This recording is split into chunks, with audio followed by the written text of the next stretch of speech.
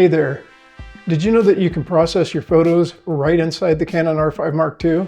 Well, in today's video, I'm going to show you how to process the photos in the camera and then beam them over to your favorite social media site for sharing. All right, so let's get started.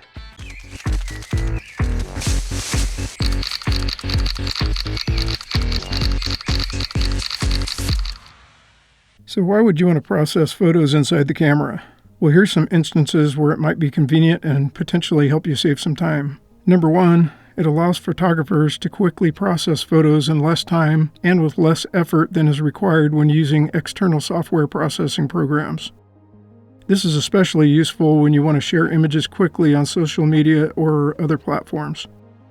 Number two, processing within the camera provides immediate visual feedback so you can see what your photo will look like with minor adjustments and cropping ratios. Number three, features like noise reduction, lens corrections, and white balance adjustments done in camera can improve image quality, especially under difficult conditions like low light or challenging lighting. Number four, JPEG files processed in camera are ready to use and easily shareable on various devices without conversion or special software. In-camera RAW processing can also create JPEGs for sharing while preserving the RAW file for flexibility and later editing. And number five, sometimes if you, as they say, get it right in camera, you can enjoy photography without spending excessive time at the computer editing images, which usually takes a lot of time. Okay, so what do we need to pull this off without the use of a computer? We have the Canon R5 Mark II to take the photos with, then we'll need a smartphone with the Canon Camera Connect app. This app lets you connect your camera to the smartphone where you can control the camera or download the photos from the camera. Then once the photo's in the smartphone, you can then post it to your social media, send it to a friend or a client without having to take the time to go to a computer and go through the computer editing process. Okay, so here's how it works. Here I have a photo of a yellow-headed blackbird in camera. This is a raw CR3 file we're going to process in camera to post on social media. First thing I'll do is find the photo I want to process. Then I'll navigate to the blue menu, tab number 3, and choose Raw Image Processing and push the Set button. Then I'll choose Select Images, where my photo will then appear.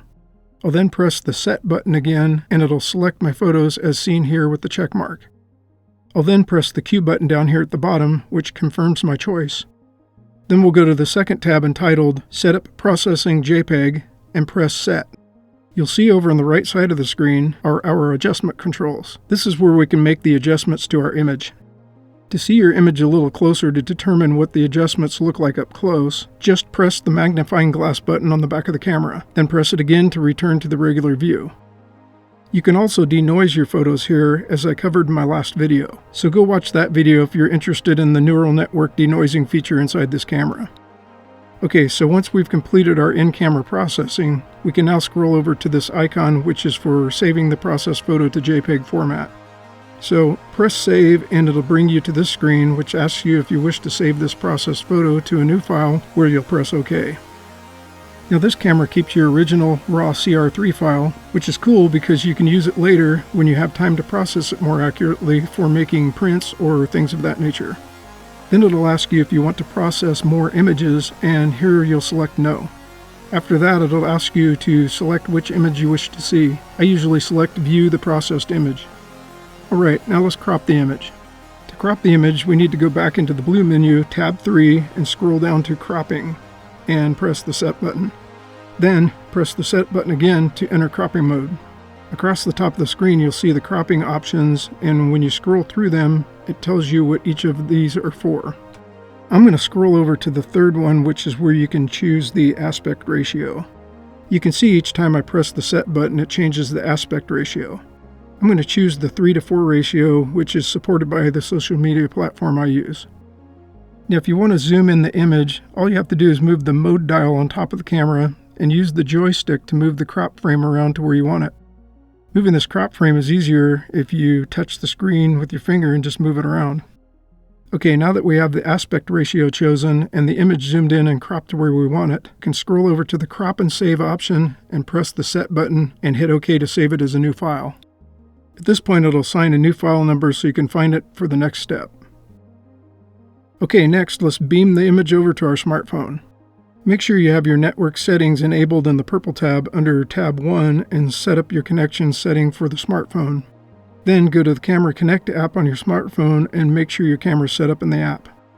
So guys, let me know if you want me to do a video setting this connection up between your smartphone and camera. If you'd like to see that video, reply with Wi-Fi in the comments, and if I get 5 or more, I'll do the video.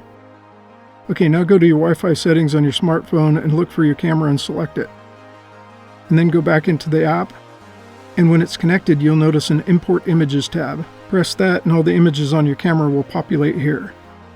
Next, we'll find and choose our processed cropped image and press the import option at the bottom of the screen. Okay, now we can exit the app and go to our social media site and post our processed image. And voila, we're done. So like anything else, this method takes some getting used to, but the more times you practice, the faster it gets each time. I timed myself on one photo and processed it in about a minute with processing and crop. So give it a try. Okay, so that's how you process your photos right inside the Canon R5 Mark II. I hope you found this information helpful for those times when you want to process your photos real quickly and get them out to share on social media. So if you enjoyed this video, please give it a like and consider subscribing. Thanks for watching, and I'll catch you in the next one. See ya.